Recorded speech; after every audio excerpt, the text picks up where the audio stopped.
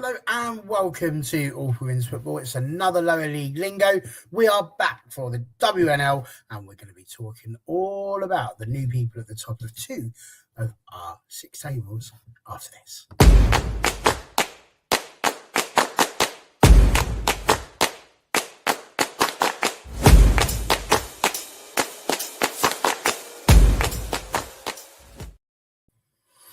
Yes, hello. I hope you are all well. Lovely to have your company, whether you watch this live or back on repeat. And we are a very small group today, as you can see. We are hoping that Stu's going to be able to join us at some point this evening. But if not, we're in the very capable hands of, Gareth, really, because my hands are not very capable at all. I'm the humour. That's really all I'm here for. So Gareth will have a lot of heavy lifting to do on this show, potentially. But we'll see, Gareth. How you feeling? Feeling strong? Yeah, I'm good, thank you. Feeling ready for it. I don't know how much lifting I can do, but hopefully enough. Let's hope so. We'll work our way through it and see where we end up. Straight into it, I suppose. It's been 3 weeks since we looked at the WNL, and in some cases there's been 3 games. In some cases, some teams have played none. It's that time of the year where the weather really does start to take its toll on the whole league, to be honest with you. So let's get our first league table up so that we can have a little look. It will come as no surprise as to where we are looking first of all. And of course, the answer to that question is the WNL Northern Premier Division, which will just, a little bit of magic, make that a little bit bigger for you there.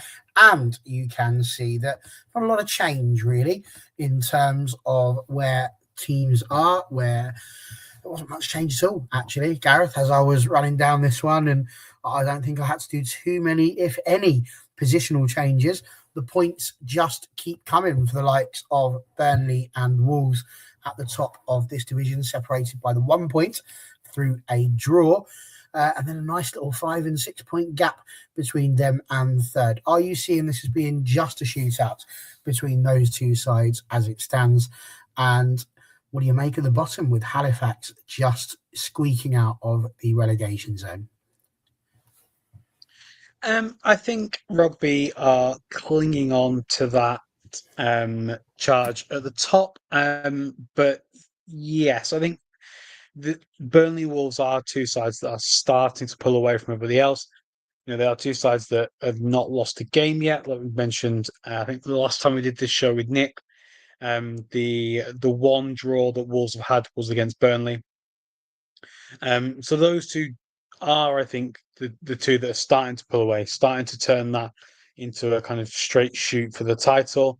I think the reason we can say that Rugby is still clinging on is that there is, of course, that playoff spot in second. So they're kind of clinging to that by their fingertips, but I do think they will end up being one of Burnley or Wolves to go up as champions, and the other one, I would suggest, would go up in the playoffs as well. So I think that is what's starting to happen there. Then we're starting to get this kind of mid-table battle. Middlesbrough down to Feds, perhaps. Are kind of the rest of them there in the middle. All they're sort of able to take points off each other. And then you're looking at Derby, Halifax, Loughborough, Calcer as that relegation scrap. But I think that could change. I think teams could pull themselves out of that relegation battle. I think sides could find themselves being dragged into it. But at the moment, I think that's how the league is kind of breaking up. Obviously, we've had the FA Cup recently as well, but kind of run through the most recent fixtures. Wolves beat Derby by 2-0. Relatively comfortable one, I think, for Wolves. Feds, after drawing 0-0 at half-time with Stoke City, ended up losing the game by 3-2, with it required a 91st minute winner for Stoke.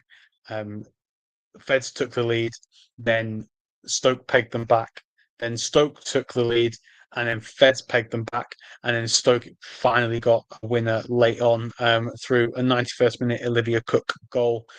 So that looked like a real kind of to and from, a real battle between those two sides in the middle of that table. I think if Feds had got that point, or if Feds had kind of won the game, things would look very different. And I think that's going to be the story of this mid-table is it's going to ebb and flow. Loughborough Lightning 0-0 with Middlesbrough. That's the result that saw them drop into the relegation zone. But I think if you look at that on paper, it's not a bad result for Loughborough, perhaps. I think given the context, they would have loved to have been able to find something, loved to have been able to get a decision there. A little bit of luck could go their way, but weren't able to. Burnley beat Rugby Borough in away from home, which is a huge 1-0 win for them. Burnley are winning games. They're not winning any games particularly prettily, and they're not winning any games by, absolutely rolling teams over.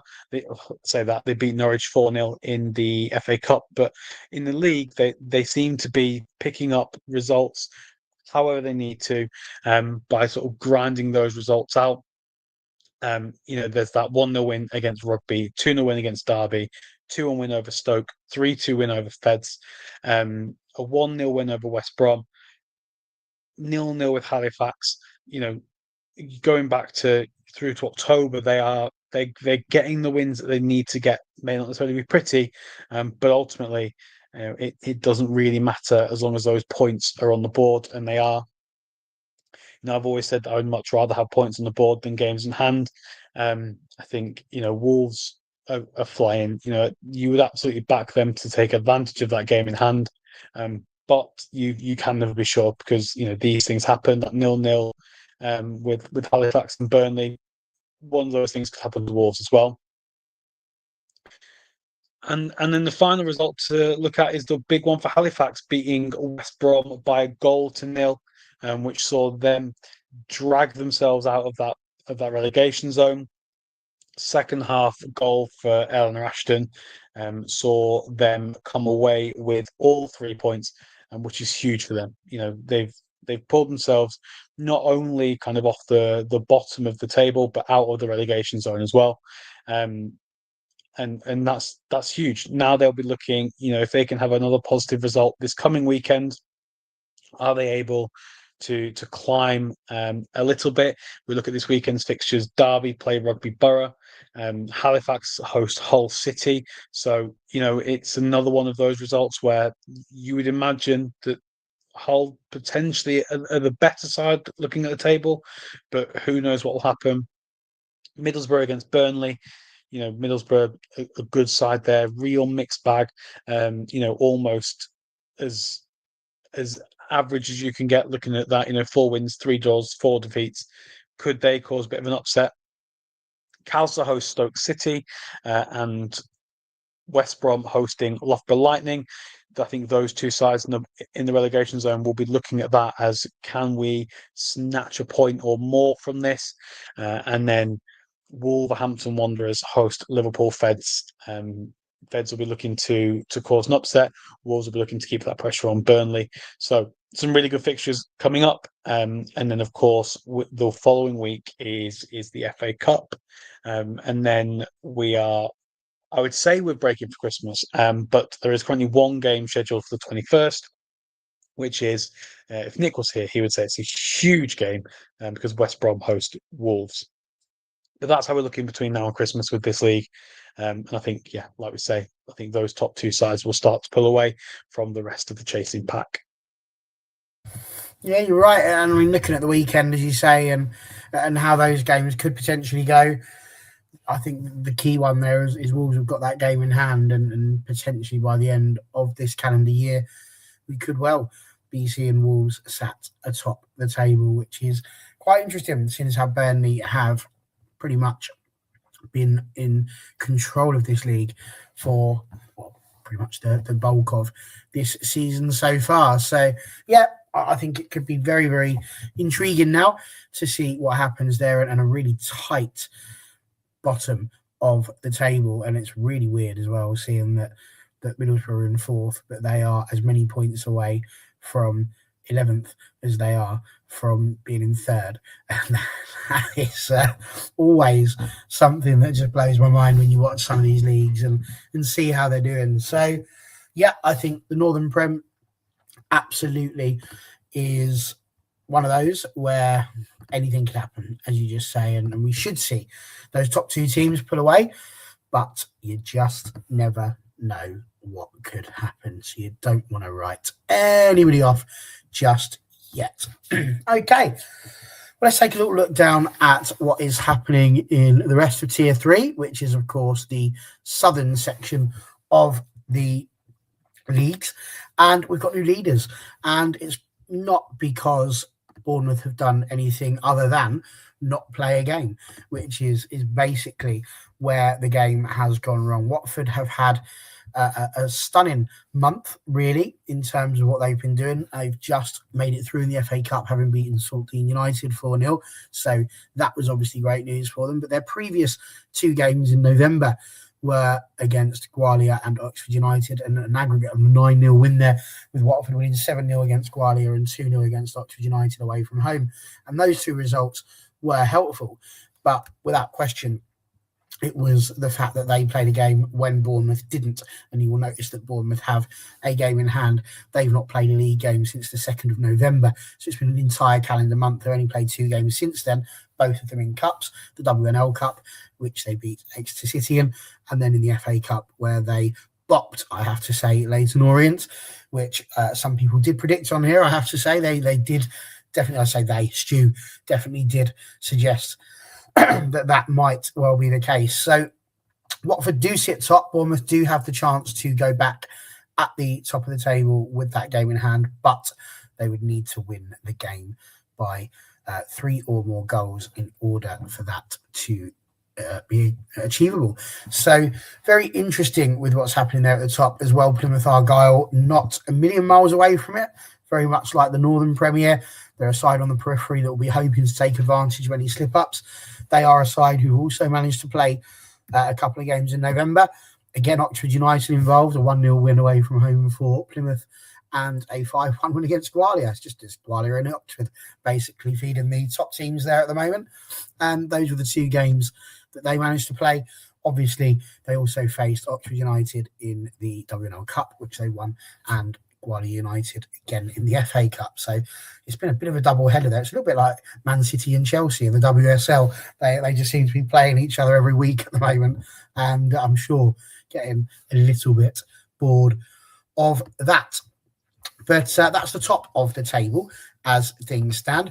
But there's still lots more going on. Obviously, Real Bedford and Cheltenham Town, Exeter City, Oxford United, all very tight there, along with Lewis, hashtag, and then AFC Wimbledon, Gwalia United and Billericay Town. It's going from bad to worse, really, for Billericay Town. They are sadly at the moment, the MK Dons of the division. Again, November, they've had 3 games and lost every single one of them. They've only scored 1 goal in those 3 games. Their goal difference is now a negative 66. It's you don't want to just write a team off, but the fact that they've currently got to win 4 games effectively to survive, and they are halfway through the season and haven't yet notched up a point, does not fill you full of confidence that they are likely to avoid the drop. So if Billericay are likely to drop into what you would imagine would be the WNSL, what's that? That's not even a league. The WNL Southeast. That will leave Gwalia United and AFC Wimbledon. That'll be really, really intriguing again to see which side would have to shift if it was Wimbledon that came down. But Gwalia United, obviously, could potentially be finding themselves in the Division 1 Southwest, but they are only a point away from AFC Wimbledon. Now, we've mentioned that Gwalia United have been involved in the games against Watford and AFC Bournemouth, and that has effectively been their November, and of course Plymouth Argyle to boot. But AFC Wimbledon, a side that have been fighting incredibly hard to try and stay up this season, and they're not doing too bad at it. Although they have lost to Bournemouth and to Exeter City, they did get a 3-2 win on the 30th, so just this weekend gone, against against #United, the side you'll notice that's just above them, and for them, a really vital result that has pulled them out of the bottom two and put Gwalior United in there. So I'd say there's a lot going on for these sides here. You've got some sides that really just are like looking to pull away from that relegation zone and just not be involved in this little battle. But it certainly looks like there is a possibility that battle could incorporate, and shouldn't, but could incorporate all the way from Real Bedford down to Gwalior United. So a lot going on there. Fixtures wise, a lot to happen this weekend. We've got Billericay Town will be playing AFC Bournemouth, so that's just what you want to see before Christmas when you've been having a struggle. The league's well, not quite leaders at the moment now, but one of the best sides in the league is not what Billericay would have wanted for this game. Exeter will be facing Cheltenham Town. Oxford United will play Gwalior United, so the two of them can stop playing the top teams and have a go at each other instead this weekend. Real Bedford will face AFC Wimbledon, which will be an interesting game. I said it could be all the way up to Real Bedford. If Wimbledon can get a result against Bedford, who knows what might happen there. Top of the table, Watford will face Lewis, which for them will be a game which they'll be hoping to win, obviously, in their title charge that they are currently going for. #United at home to Plymouth Argyle. And then the following week, Gwalior will also face Exeter City. There'll be lots of FA Cup games going on. And anything the Northern Prem can do, the Southern Prem can do better. They've got 2 games scheduled for the 21st of December. Plymouth Argyle against Real Bedford, 3rd against 4th as it stands, if you please, and AFC Bournemouth against Watford, 1st against 2nd. So it always feels like the old Boxing Day fixtures, Gareth. That it's not quite Boxing Day, it's 4 days before Christmas, but that would certainly be a weekend to be in the south of England, because that is a double header that would do any league proud, really, to have 1st, 2nd, 3rd and 4th all facing off against each other. So there we go. That's the Southern Prem. We have noticed, I heard a beep in my ear as I was doing my little monologue there, and the man that is Stu Barker is here. He then disappeared. He's obviously had me speaking now and has returned back to his post just in case I threw the picture up and he wasn't ready to talk. But he is indeed here. Let's welcome him back to the studio. Stu, how are you, sir? I'm very well. I have 2 children that are now in bed, fast asleep. It's only taken me 2.5 hours to do so. My partner goes out on a Christmas do and it all goes to rats. Although as far as she's concerned, they've been asleep for 2 hours. No, I'm only joking. It's a good job that's the internet doesn't hold things forever, isn't it? Then you've never met my good partner. Good job you don't broadcast that anywhere, isn't it, Stu? Eh? She has about as much interest in football as she does sci-fi, and I can tell you she has no time for either of them. So I could say anything, and it'll be fine. Well, I mean, let's not try it, eh? Just in case. Because the last thing we need just before Christmas is a tale like that. It's going to be a pleasant place for people to come, a safe space. We're not into marriage reckon or anything like that just yet, so let's not test it. Let's not test that. We don't need it. So, Stu, we just discussed the Northern Prem and just finished the Southern Prem. Are there any sort of big takeaways for you? Obviously, you won't necessarily have heard a lot of what we've said, but any sort of big news for you that you want to throw out there? Not necessarily big news, but I think you've kind of touched upon the 3 leagues that are going on at the moment between 1st and 3rd and 4th and 11th.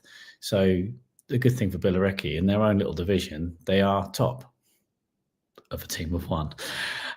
So there's one bonus for them in a way. But no, do you know what? It's the first time in a couple of weeks I've actually properly paid attention, because we've obviously done so much stuff with the FA Cup that I haven't really given the league table the attention it probably deserves. I've obviously been seeing Plymouth doing really, really well, because historically they've been a team that I've always found seem to struggle for the early part of the season, but then come the second half, they really kind of kicked on. But it looks like hopefully they're not doing the opposite, but they're kicking on already. So if they can maintain this, then they really look like they can have a say in the who's going to get promoted, to be honest.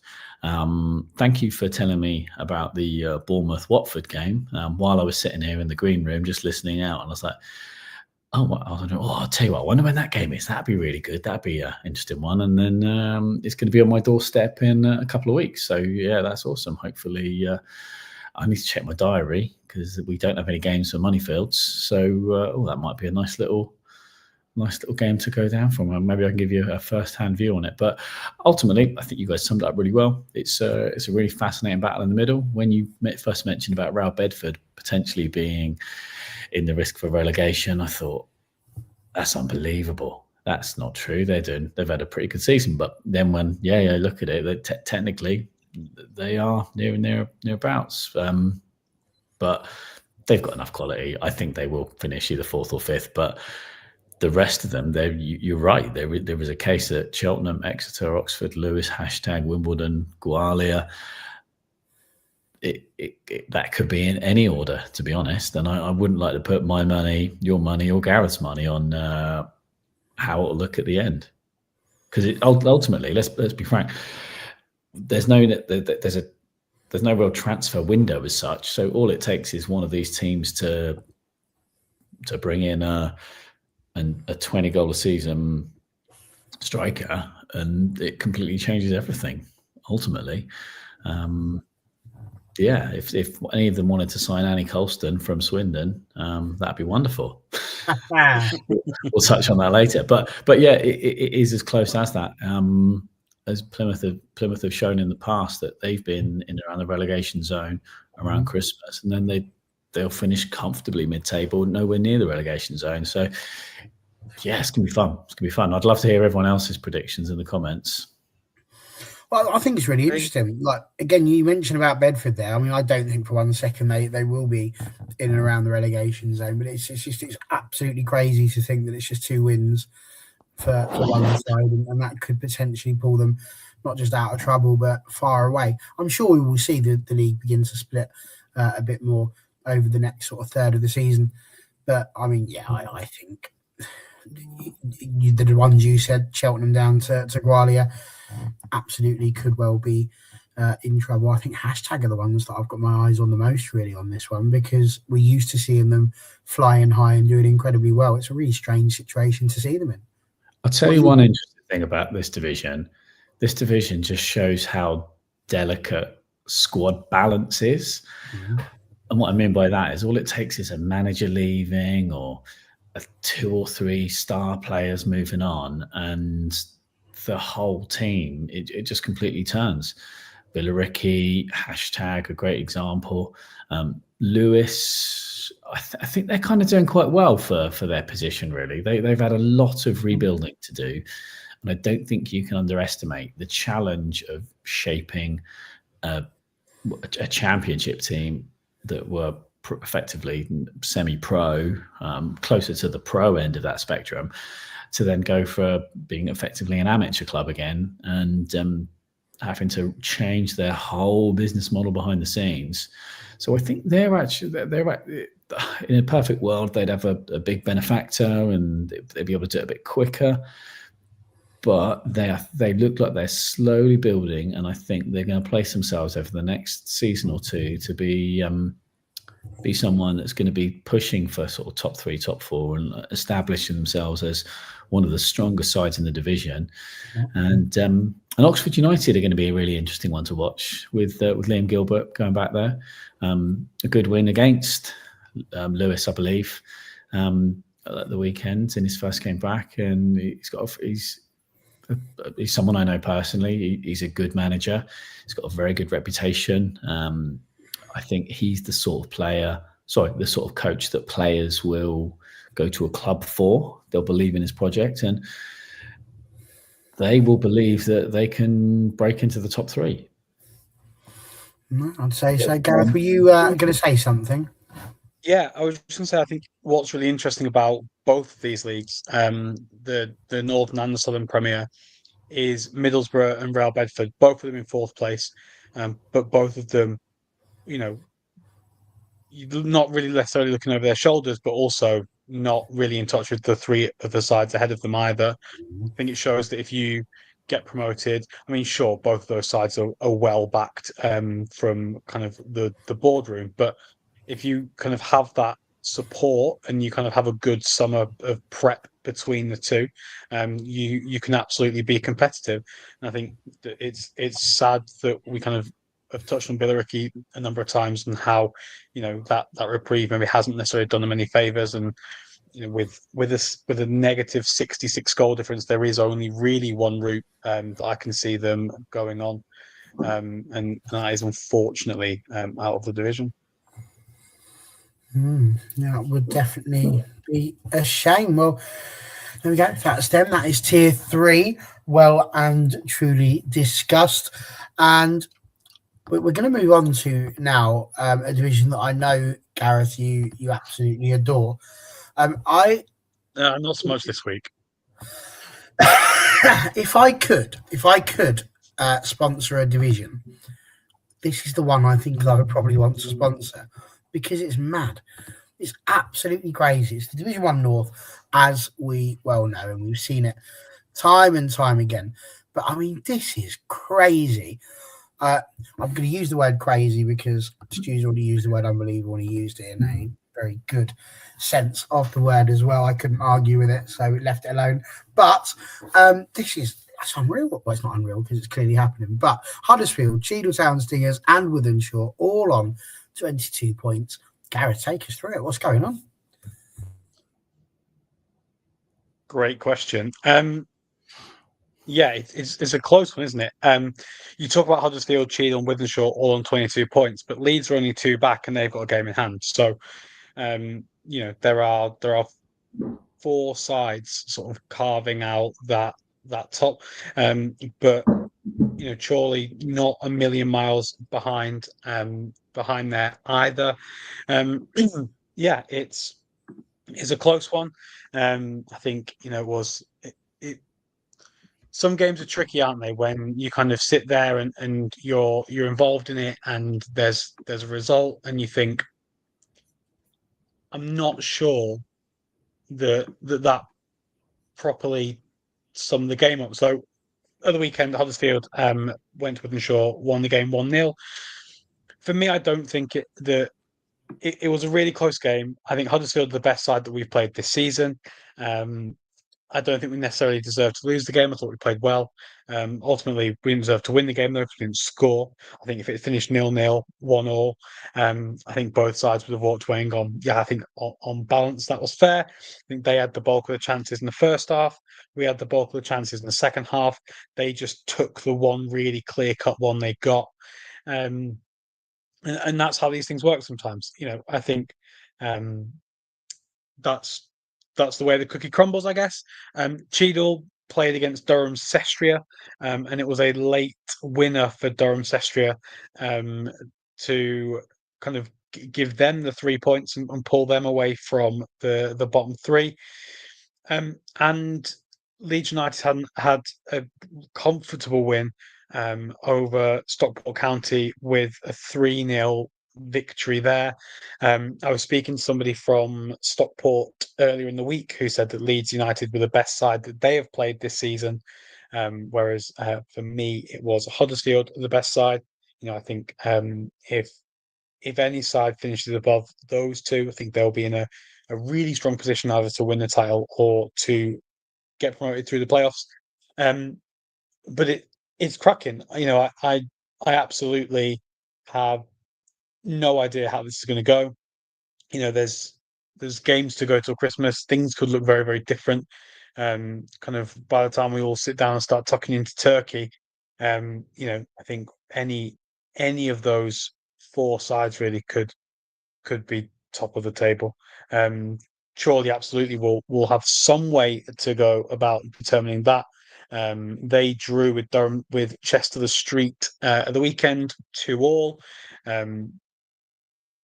And 0-0 at half time.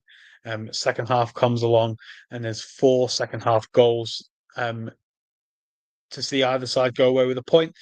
it's a long drive back. That I'm not sure when Chorley scored their goals because they've not actually put the minutes on that they scored them. It looks as though actually Chester Street had put them on. Chester Street went 2-0 up, and then Chorley scored 2 late goals to take back a point. So that's a slightly different drive home than if they had kind of, it felt like a 0.1 rather than 2 lost. And then just the last game we've not mentioned, or 2, York City beating Blackburn Rovers by 3-0. But the real one, the Doncaster and Norton and Stockton game, was abandoned due to an injury. So can't off the top of my head remember who it was that picked up the injury, but obviously hope that things are going well for them, and it's not going to be anything too long, and that they will be back playing football as soon as possible. But yeah, it's super close. It's not super close at the top either. Obviously, Blackburn are sort of adrift. They need 3 results really to drag themselves away. But you look at Doncaster, York, Durham, Sestria. There is a point between them. And then you think Chester Street, Norton, and Stockton. They could get dragged into that as well, down towards the bottom. So things looking really close there. In terms of the upcoming fixtures, Chorley host Wythenshawe this weekend. Durham Sestria host Doncaster. Huddersfield host Blackburn. So that would be, in my opinion, a really good time to get your first at least point of the season. That'd be fantastic. Norton Stockton host Leeds United, and Stockport County hosting Chester Street, and then finally York hosting Cheadle Town. We have a midweek game as well this week with Chester Street hosting Norton Stockton on the 11th as well. Then there's an FA Cup weekend, but also kind of spattering of other fixtures as well there. Cheadle host Blackburn, Doncaster host Huddersfield. So again, a lovely Yorkshire derby, and I think that's a great time for Doncaster to get a win to drag themselves away from that relegation zone. Wythenshawe hosting Stockport County on the 14th as well. And then on the 21st, there are 2 games, Durham against York and Chorley against Leeds United. So Leeds game in hand will be played then. I say Leeds game in hand. Leeds are playing in the FA Cup on the 14th. So it will just be one of their games that they will be pulling back. I suspect they will play the other one at some point in January, depending on the FA Cup. But yeah, super close. I absolutely would not want to call it at the top end or the bottom end. Absolutely no idea whatsoever. If you are willing to put money on it, you're a braver man than I, because even the people in the league that you speak to think that there will be kind of different sides there or thereabouts. I think any of those top 4 teams all have the quality, the style of play, the resources to go and do the business. So it's just about seeing in the second half of the season who can do that, who can keep grinding out results in like a Burnley style fashion, and go into it. Before the weekend, Wythenshawe had the longest winning run in the league on 5 games. Huddersfield have seen an end to that. So I know that we're going to Chorley this weekend, hoping to restart another winning streak, and seeing what we can do over the winter. But it's going to be that time where pitches are going to be a bit, heavy. If you're playing on a 4G, you're going to have an advantage because your game is going to be on. Who knows what can happen? There's going to be so much that's going to impact this, that it's definitely a stressful one to be involved in. I think as a neutral, it must be absolutely fantastic. Yeah, looking ahead this weekend, who knows? Next time we talk about this, who's going to be top, who's going to be second, third, fourth, fifth, even, because that in that middle, that's looking pretty close as well. Norton and Stockton, if they win their game in hand, they move level on points with County. If they win both of them, they're going to move ahead of Chorley. So, even in the middle there, it's pretty close. Yeah, I mean, it might be stressful, Gareth, but I mean, it's stressful at the top end of the table, which is a nice place to be stressed. You would think it must be much worse to be down the other end. And speaking of them, Blackburn, as you see there, it doesn't seem unassailable, even though they've lost 10 on the trot. It's not unassailable. It does look they're there. You can sort of touch it, but not quite. The one for Doncaster over Bells match against Northern Stockton Ancients. Scott Slater Rowley was the player. She was the goalkeeper. She got a stray knee accidentally. It left her unconscious. She was waiting for an MRI. Nothing has been released yet with regards to whether or not she's had that and what was seen from it. But she was on the pitch, I think, for an hour, 40 minutes waiting for the ambulance, 20 minutes getting the treatment. But both sides very, very positive about the treatment that she did receive and the care that she received as well. So, of course, all of us here at All for Wofo will absolutely be putting our best wishes out there for Scarlett and hope that she is doing well and will be back between the sticks as and when we know it. Stuart is unmuted, so he's ready to speak and the fingers out as well. What's going on? I just wanted to ask Gareth about Blackburn Rovers. Presumably, Wythenshawe have played them at this point of the season. Yeah, beat them 2-0 a couple weeks ago. How is it looking? Is it looking like they're a couple of players short? Are they just a bit young? Do you feel that they will grow? Have they got a chance? Tell me, please. I'm interested. I think they're better than they were. I think that they were a very young squad. I think they competed. I don't think we were at our best that game. I think if we had sort of taken our chances and been a bit more clinical, it would have been a bit more. But I think the table doesn't necessarily reflect them as a squad. I think they're pretty young.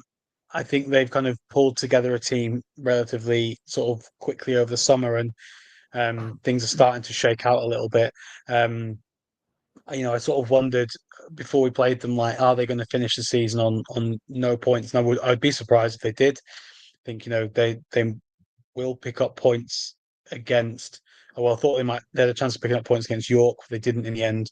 I think in the second half of the season that they'll get some stuff, but I can't see them.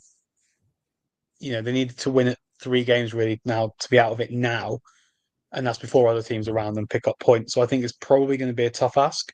I think they will pick up points, but I'm not sure I can see them staying in the division. I think that the gap, although like I say, it is 7 points, it's not unassailable. I think it's probably a little bit too large at this point to be able to turn it around. But I don't know if they'll do a Fylde and go down and absolutely boss the league and come back up, but I wouldn't expect them to kind of have that risk of going down. I do wonder if Reading's option of dropping into Tier 5 was potentially the better option for them. But they've come into Tier 4. They're giving it a crack. They're trying to build a squad, and it is a squad that I think with a years more football could compete pretty well next year if they do go down. So I'm getting vibes of a highly competitive National League reserve team that has effectively been thrust into the National League. Yeah, I think they kind of recruited a lot of players from Tier 5. I think the manager had previously managed at that level and was going to put in some players that he knows and that he trusts. I think they're just going to find it difficult. But I think like I say, I think they'll pick up points. I don't think they'll end on 0. I think I've not seen Billericay, but looking at the results, it's difficult to see where they're going to pick up any points from. But a negative 25 goal difference is very, very different to a negative 66 one, isn't it? I think. Yeah.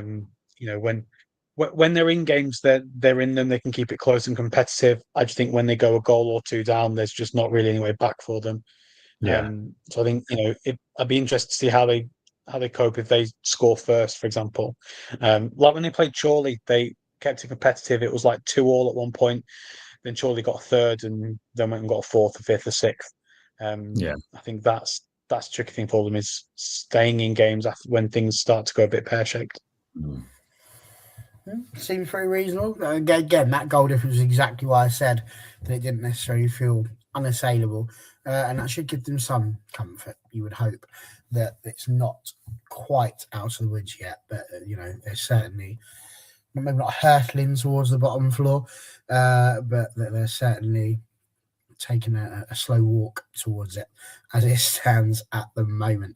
Right, we're halfway there, as John Bon Jovi once sang, but here we go. It's the Midlands, and usually the boss, Mr. John Foster, would be here to talk about this, but sadly he was called into work at late notice. Sorry, and then we would have usually got Nick in, but he's not around either. So here we are with the Midlands as they stand, and you can see they didn't move much again. 1 or 2 games for most of these teams, if at all.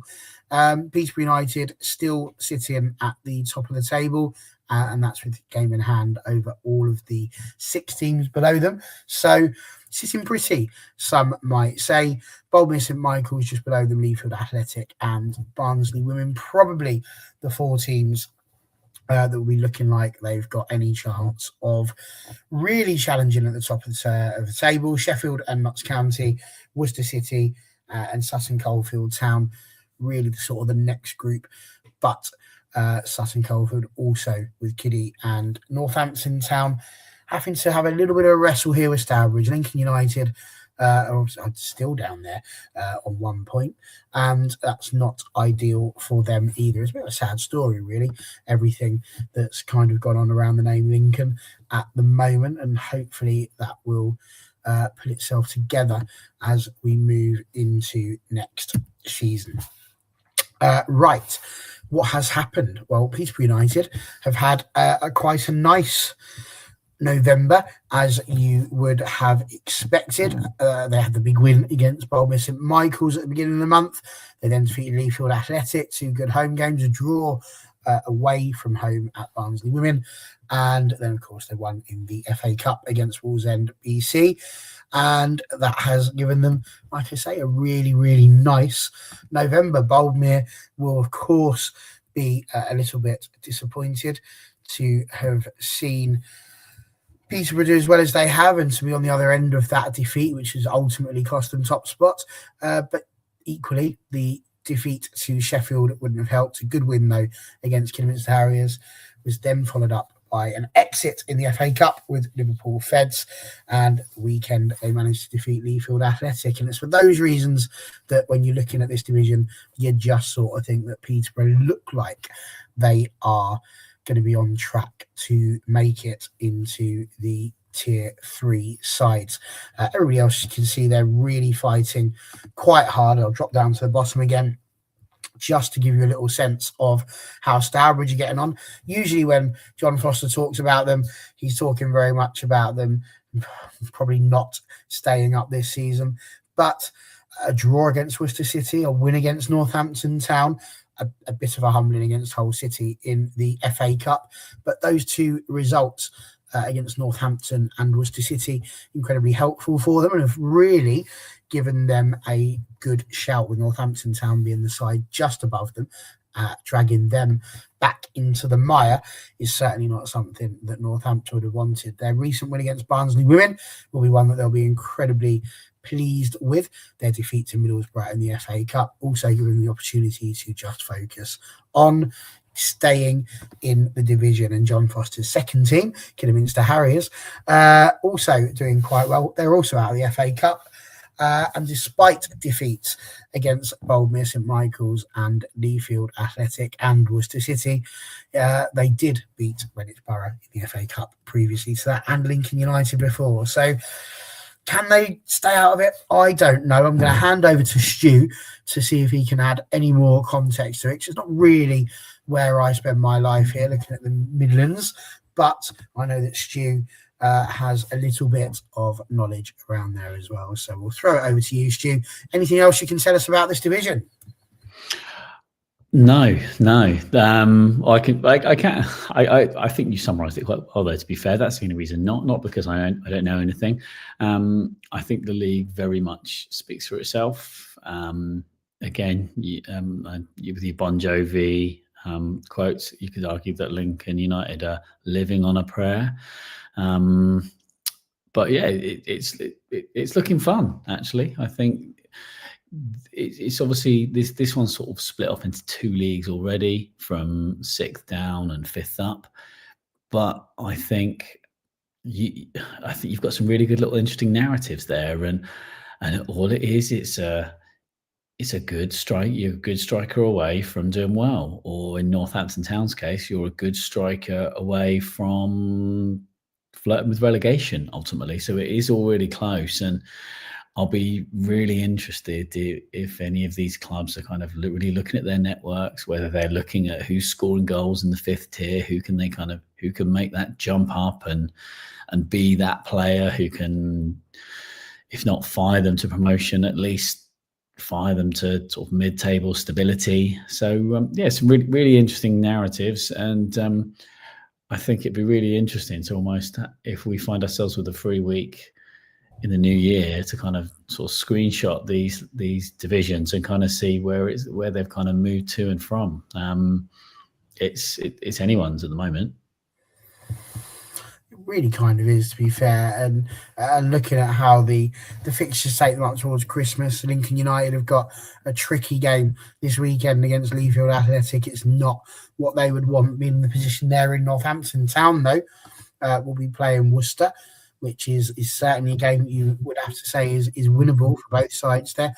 Notts County will be facing Barnsley Women. Peterborough have got Kidderminster. Sutton Coldfield have got Sheffield, and Bournemouth St Michael's will be at home to Stourbridge. There will be games on the 14th, even though that is FA Cup weekend. Burnley are facing Peterborough United in the FA Cup, with Leafield facing Swindon Town. So those sides will be taking part in that. But apart from that, it will be a full fixture list in the where are we? The Midlands. That's it, Division 1. So, and that's it. Nothing for the 21st booked in as it stands. So that will be the last weekend. Those 4 fixtures in the league are Kidd against Sheffield, Stourbridge against Sutton Coldfield, Worcester against Barnsley, and St Michael's against Lincoln United. And yeah, I think, like Stu says, could be a very interesting division to keep an eye on and sort of see how they get on. Right, into the south we go, and the southeast is, as ever, hotting up, but it is still dominated by, I suppose at this point now, we have to call them the mighty Fulham. And I think Norwich, and I'm going to use the word now, Stu, I think Norwich will find this unbelievable, that they're in this situation where they're having the season of their lives, but little Fulham have just come flying in, and now all of a sudden they've really sort of taken over. It's incredibly annoying for them. Fulham with 9 wins and a draw, still unbeaten. Norwich City with 9 wins and a loss. That loss, of course, as we mentioned before, to Fulham. And that will certainly rankle, I think, for Norwich, a side who I've seen with my own 2 eyes, and an incredibly good, hard-working side they are as well. So one would imagine they are not as pleased as they could be, but Fulham have kept it going. They've managed to really push it this season, and you've got to give them credit for coming straight up and really pushing the boat out, a bit like Bedford did the previous year. A 5-0 win over London Bees at the weekend. I mean, we're talking London Bees in the 3rd position of the division. This is not just beating sides that are around the relegation zone. That's a side 2 places below you, 5-0. And they just don't seem to be letting up. They beat Bristol Rovers in the FA Cup 3-1. And then earlier on in the month, of course, they boxed MK Dons 6-0 and beat AFC Sudbury 4-2 as well. So the whole month of November for Fulham has just been absolutely immeasurably good, really, for them. Norwich City, a side who, like I say, I think have done incredibly well this season so far. They just finished beating Cambridge United 2-1 in a tighter game than I think they would have liked. Obviously, we're beaten by Burnley 4-0 in Norwich City, in the FA Cup, but that's by absolutely no means something that they should be ashamed of. Burnley, as we've just mentioned, top of the Northern Prem. So, you can probably let them off that one. A win against Chatham Town away from home was incredibly helpful for them as well. And, of course, the 9-2 win over Cheshire United as the month started. So, Norwich really doing well. London Bees, QPR, Chatham Town, Actonians, probably the sides that you'd look at there in that sort of next bit. Maybe Cambridge United just hanging on to the coattails of that. Luton, Dulwich, MK Dons, AFC Sudbury and Cheshire United. Really difficult there. Cheshire having a difficult season. They lost to MK Dons 7-0, and I don't want to do MK Dons down at all, but I think if you're losing to MK Dons by that margin and they're only 2 places above you, it's not looking promising. They lost 5-1 to Actonians, 9-2 to Norwich City. Their November has not been a very good one, and it's certainly one with a negative 35 goal difference that you have to say doesn't look great for them. AFC Sudbury, though, are looking a little bit more like they might be able to fight their way out of it. We put that down to the fact that 2 weeks ago they managed to get a 4-1 win over Dulwich Hamlet. They did lose to QPR 3-2 last weekend, but they are certainly a side who've got a little bit about them and could potentially cause a little bit of, I wouldn't say an upset, but certainly a little bit of a ruck in that battle for the bottom. MK Dons, do you know what? It's just nice to see them doing well. After what was a torrid season last season, to see them start getting some points on the board has been incredible. As we mentioned, that 7-0 win against Cheshire United will be good for so many reasons, not least the goal difference, which was starting to rack up a little bit as well. That came off the back of a 14-1 County Cup win against Woodley United, which is always going to give you a little bit of confidence, even though it's not necessarily against the side of the level of the rest of the teams in your division. And they've done that off of the back of a 6-0 loss to Fulham and then a 1-0 loss to Dulwich Hamlet. So the win over Cheshire will certainly have given them a little bit of something to look forward to, and hopefully we will see them do a little bit better this season. Some big games coming up over the next couple of weeks. Actonians against Cambridge United.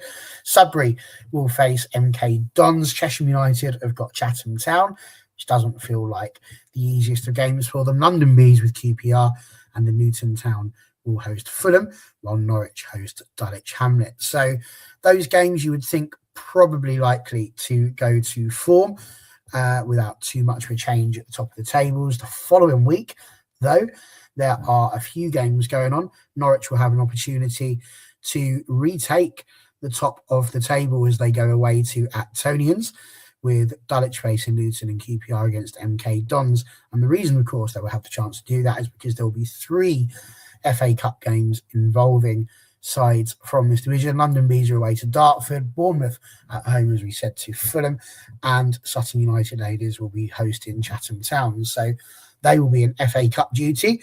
There will be 2 games on the 21st, providing the weather holds. Cambridge United will then host Fulham, who could retake the top of the table again themselves, while Chatham Town will face AFC Sudbury. So there is a lot going on in this division. As Gareth said before, who knows who's going to be top of this table by the time we are stuffing ourselves into the turkey, as he so eloquently puts it.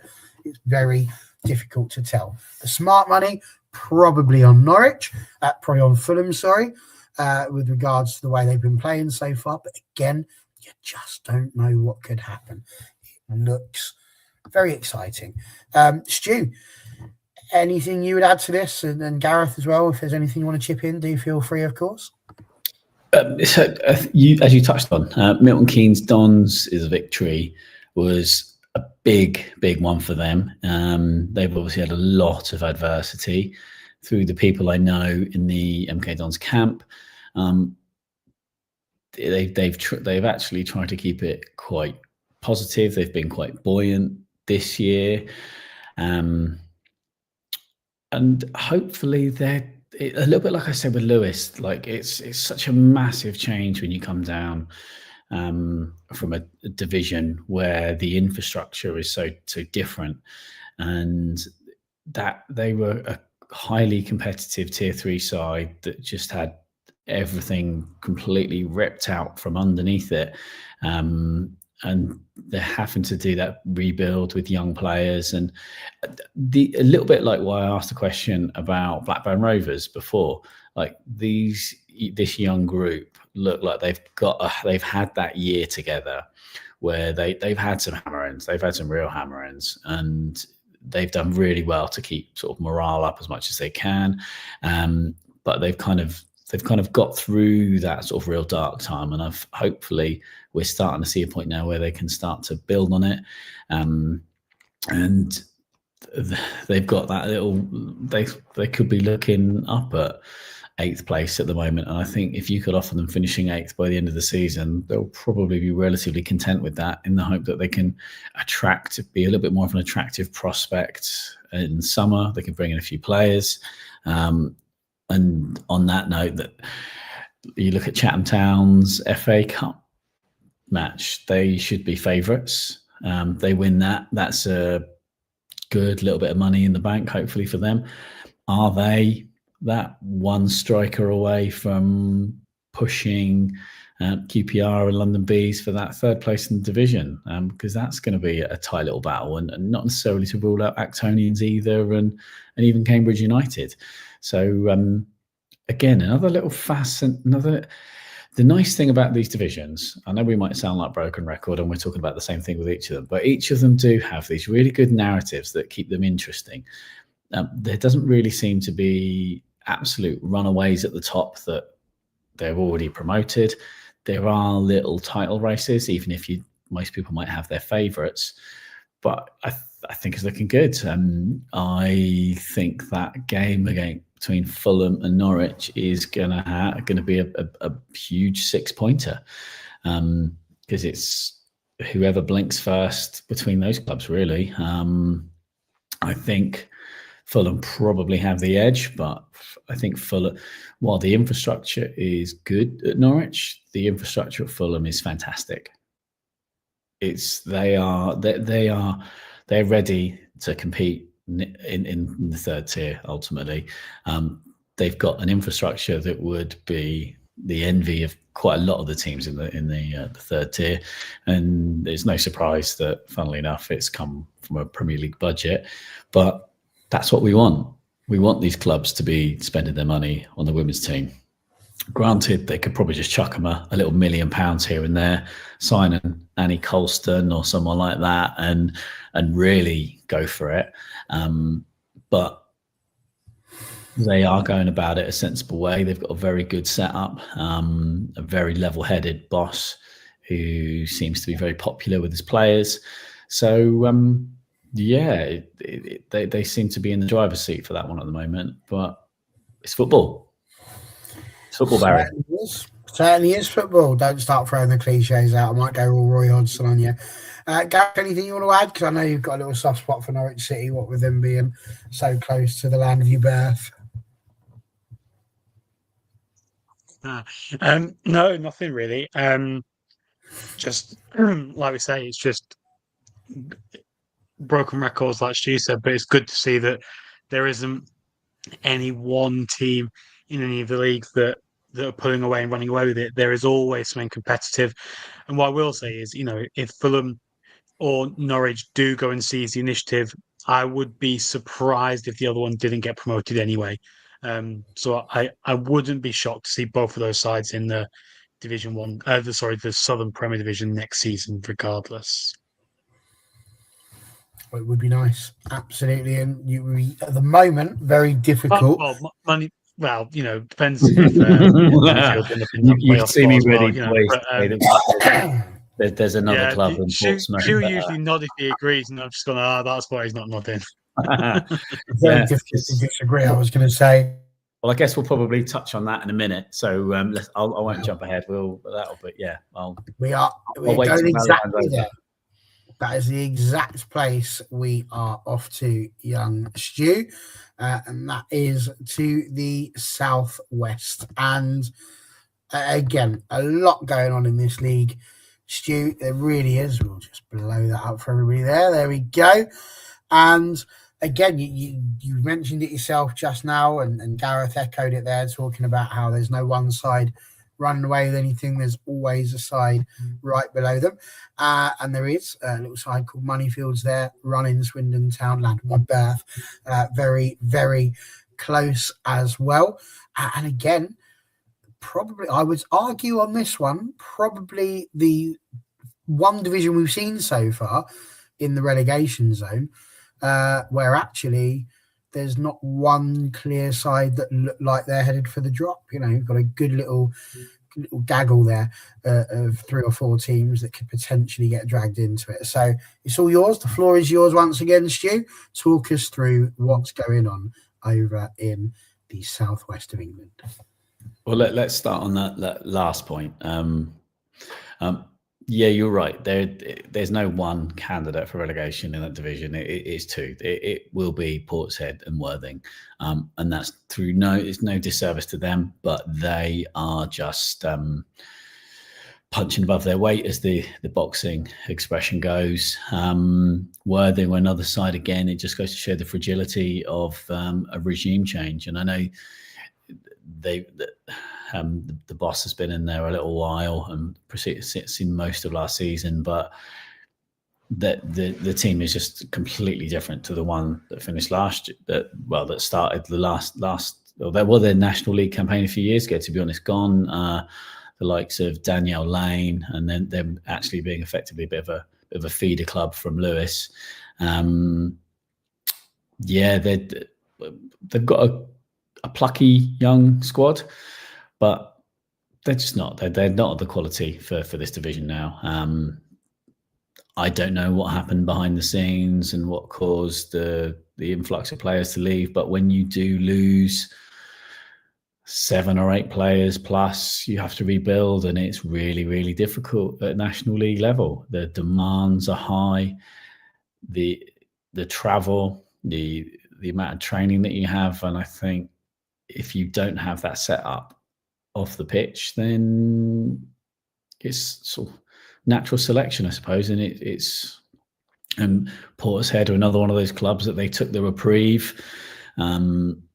Whether they should have, can we coin the term, done a filed and thought, right, let's just get back to winning ways, because let's face it, it doesn't matter what club you support, you want to see them winning games. And in most instances, if a push comes to shove, you'd almost think, if you offer me a chance to do well in the league below, if I'm struggling, then I'll probably say, oh yeah, do you know what? It would just be nice to see us score some goals and win some games, especially if, like Portishead, they've just been flirting with relegation for a number of years.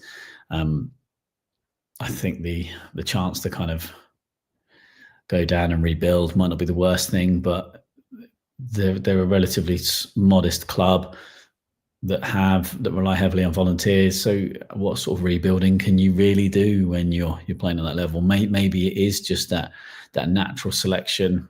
I've said for a few years that it won't be long before the WSL and the WSL2, if it isn't already really, are just carbon copies of the Premier League and the Championship. And I think you'll find in the not too distant future that the third tier will be very similar. When you look at this, there are clubs like Swindon Town and Queen's Park Rangers, Hull City, Luton. You'd think that they should all have enough to be able to outspend the likes of a Moneyfields or a Maidenhead or a Keynsham or a Dulwich Hamlet. So, yeah, in summary, those 2 at the bottom, I think sadly they're gone, which is great news for the 2 teams above them, though, in Marine Academy Plymouth and Ascot United, 2 promoted clubs. You've got Bournemouth Sports, obviously living in the shadow of AFC Bournemouth. They all look like they're safe for the season, and they've got a really interesting battle with the likes of Keynsham Town and Abingdon United, and all of them have the ability to beat each other on their day. And as Keynsham showed, the ability to beat Bristol Rovers, coming away 3-1 winners at the weekend. And Keynsham have always been that sort of side. We've had battles with them at Moneyfields where we've comfortably won. There's no other way to say it, to be honest. But then we've had other games where they've made it really, really difficult for us. And it's the same throughout those teams. Ascot United, up until the weekend, were the only team that we've not been able to win against, and that's obviously put us in a bit of a disadvantage. But we'll go on to that in a minute. But they're a good, strong young squad. Bournemouth Sports towards the end of last season, getting a draw at the John Jenkins, so they know how to sort of bloody the noses of the teams at the top of the division. If the said teams at the top of the division aren't on form, or they're going into it a little bit overconfident and taking them lightly. So that, again, is going to be another interesting sort of mid-table battle. And I was going to sort of suggest that Bridgewater United kind of had their own little division. They were kind of marooned above all of that mid-table fighting. But Bristol Rovers have been dragged into that after their 3-1 defeat against Keynsham. And it's one that did really surprise me. It's been sort of like a really potentially a season-defining fortnight for them, losing to My Moneyfields at 1-0.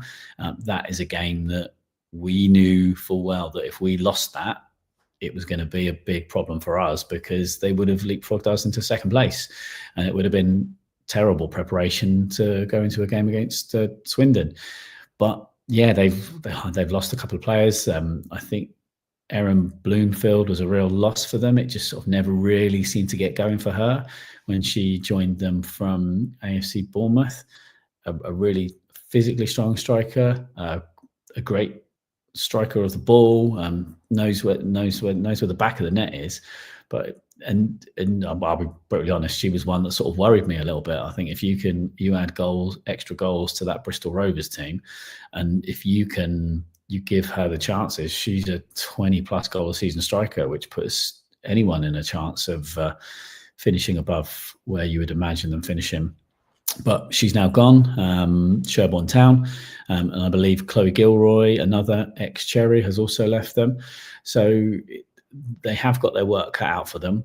But that being said, it is only their second season in this division. A strong finish last year, and it's quite well placed at the moment. So if they can finish the season on third, and they'll want to hopefully close the gap on Monies and Swindon. But if they finish in this position now, they would probably be relatively content given their relative inexperience in the division. And they'll hope, given the name of Bristol Rovers, that they can kind of kick on. I believe they've brought in a few players that have been dual signed with Bristol City. So if they can strengthen that connection a little bit, yeah, they'll be, maybe they're in the medium term, they're probably one to watch.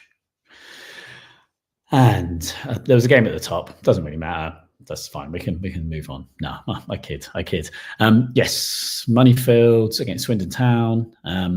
Not quite winner takes all, but certainly the winner takes the advantage. That winner was Swindon Town, coming away 2-1 winners. That pesky Annie Colston getting the opener. And I say that tongue in cheek because I think she's great. I think she's a fantastic player. I think she's a player that could hold her own at the upper end of Tier 3. And if given the opportunity, who knows, maybe she could do a little bit in a WSL 2 squad as well. But she's been absolutely firing Swindon Town to the position that they're in. She's it's a team game, obviously, but she is a large part of why they are 9 games with a 100% record. Her first goal just epitomizes her. What looked like an innocuous sort of pass back to a goalkeeper. she closed the goalkeeper down. It was almost similar to what you see in someone charging a shot down in a rugby union match, to be honest. She put the keeper under pressure, managed to intercept the pass, and then once she'd got control of that ball, quick turn, and managed to get the ball into an empty net from a tricky wide angle. So all credit to her for that. From a money's perspective, we're obviously a little bit frustrated. We think it could have been preventable. In the build up to that, we'd have probably thought maybe we could have been a goal ahead ourselves, but we didn't take their chance, and Swindon took their chance at the middle of the first half and middle of the second half. I think is it Lace? I'm not even gonna try and guess in case I get it wrong. But they get the second goal with we left a player unmarked at the far post to hit a really nice little volley to go 2-1 ahead or 2-0 ahead. We obviously pulled one back, a bit of a scrappy goal, but we'd have taken it. But we just didn't quite have enough to pull it back to 2-2. So you would imagine, given Swindon's form, they're going to win that game in hand. So that's going to put them 5 points ahead. Moneyfield Swindon Town is the last game of the season at the John Jenkins. But if we go into that game and Swindon won all of their games in the second half of the season, then the result of that match isn't really going to matter from their perspective. But as we've said, there are teams in and around this division who will cause problems if you get overconfident.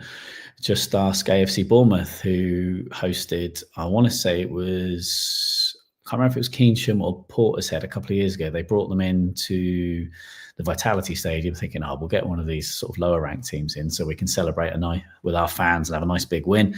And lo and behold, it was a draw. I want to say it was Portishead, but it could well have been Keynsham Town. And you never quite know. If you just have one game where you're misfiring, that's points dropped. Much like when we played Ascot United, third game of the season. What was it? I think when we went 1-0 up, I think in the second half, I think even their admin said Moneyfield's take a deserved lead, and that just goes to show the dominance that we had. But sadly, we didn't capitalise on that dominance, and we conceded a chance. So it could always happen. It could always happen. Which then neatly brings us back to our conversation at the tail end of our Southeastern division. So as most people probably know, but just in case you don't, all 4 of the tier 4 divisions will offer a second chance to the second place teams, with the Midlands and North playing off for a promotion place and the Southwest playing off against the Southeast.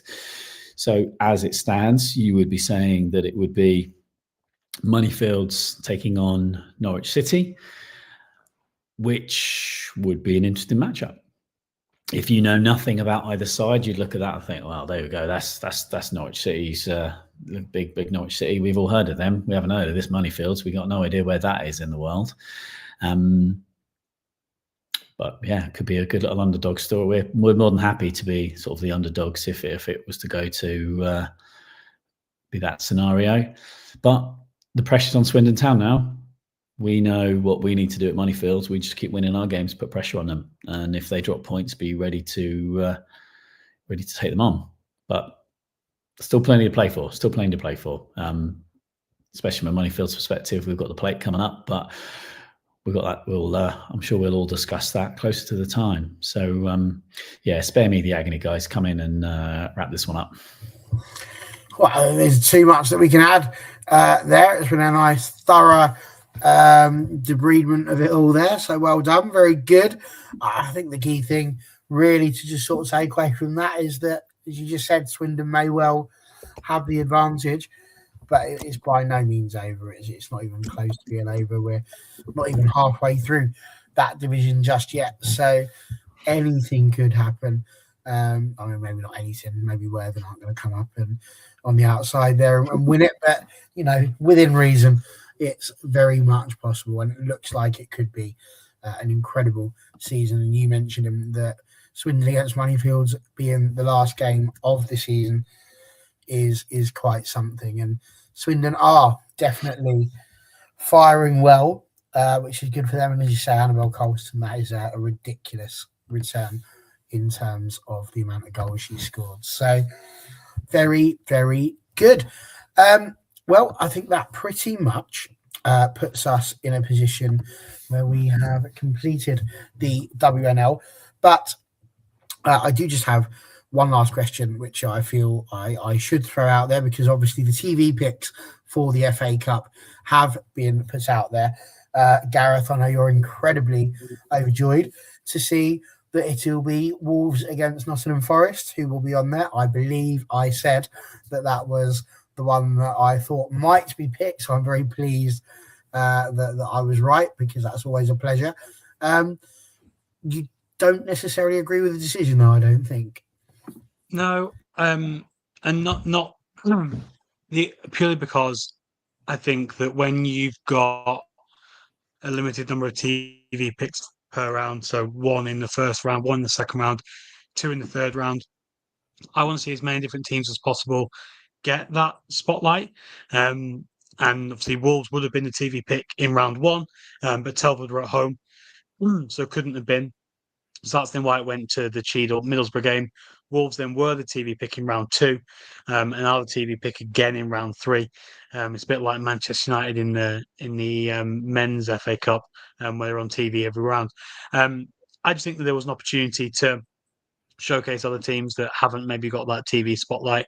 Not that I don't think that Wolves Forest is a game deserving of TV, because it absolutely is. But I just think there are other teams that could have been kind of rewarded for their good seasons, Bournemouth and Fulham, with that TV pick. It's not necessarily that I don't think that Wolves Forest should be on TV. I just think it's a pretty boring draw, given that they played each other twice last season, and and we could have gone with something a bit different, I guess. That's all really. I think the Lewis and Palace pick is a little bit left field as well, but can see the interest in that one for sure. I mean, maybe the Bournemouth wasn't available to be the TV game. We don't know what goes on, and what discussions have been had. But yeah, that's where I am. I would have liked to have seen different teams being picked for TV, rather than one that has already been on TV. Not necessarily that it's not a TV-worthy game, because it is. And Stu, I suppose it's the same question to you, really. I know that you also felt that perhaps Bournemouth against Fulham might have been the better choice, certainly with two teams being on fire as they are. It definitely looks like it's the game I would want to watch, certainly. But if you're trying to put it out there to advertise and to try and get the biggest viewership possible, a bit of a Midlands game there in terms of Wolves against Forest was probably always going to be the winner in that respect. Yeah. It's if there's not a TV rights conflict, then I wouldn't rule out Bournemouth streaming it themselves. I know that they've had many games where they've collaborated with a local university, and they've had them, I don't know, or maybe a university, or might be a local small media company, but they will stream their own games and get commentary on there. So if they're allowed to, I imagine they may well do it. But they're probably going to, if they've got any sense, they'll probably just be trying to push people to come and watch it, really. Most of the people that would watch that game are probably going to be Fulham women fans, or going to be Bournemouth fans that are going to be local enough to travel there. I know when we play at Moneyfield played Fulham in the third qualifying round, I think the attendance was probably only something about 50 to 70. And so I don't think there's going to be, well, I say not many would travel, but maybe that is their hardcore that do travel. So who knows? It's not the biggest journey in the world. Maybe about an hour and a half potentially well, I suppose the traffic in and around there. They don't actually play in Bournemouth. They play in the New Forest in Hampshire. So yeah. Gareth said it all better than I can do. So I can't add anything of value on it. Well, I wouldn't worry too much. We're all a bit tired now. You can see that moment's come. The darkness has descended upon Gareth's there. He's gone into the nightlight, so he's ready for a kip. You've just put 2 kids to sleep and come valiantly on here to take us through the rest of the WNL. I think that is a good place to leave it for today.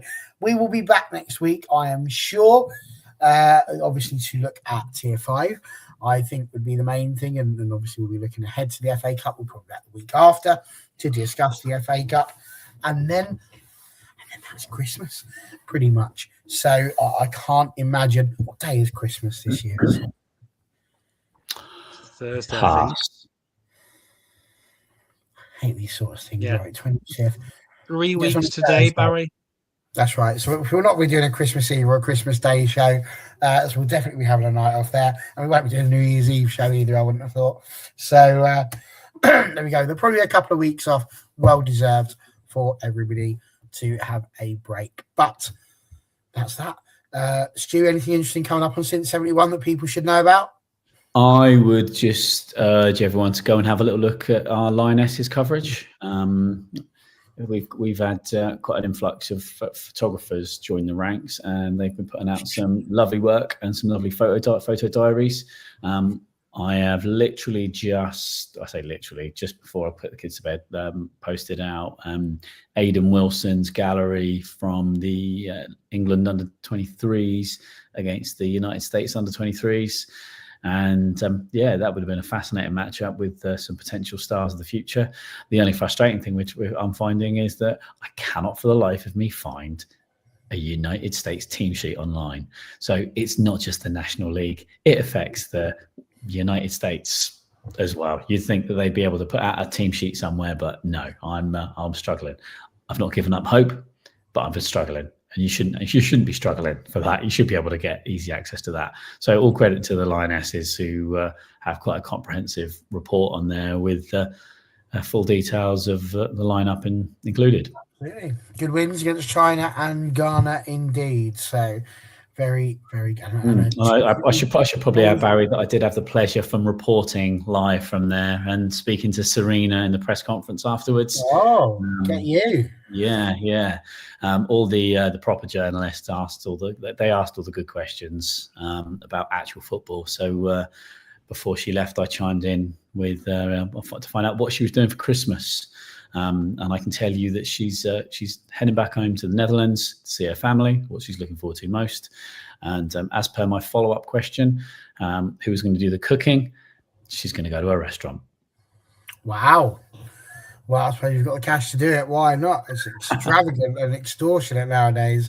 But these people are giving up their Christmas days to serve others. So probably well worth it. Gareth, cheers for joining us again, mate. Much appreciated. Absolute pleasure. As ever. Absolute pleasure. Stu, thank you for jumping on. We are off for a nice little kip. And I'm sure we're back Monday as well for the main show.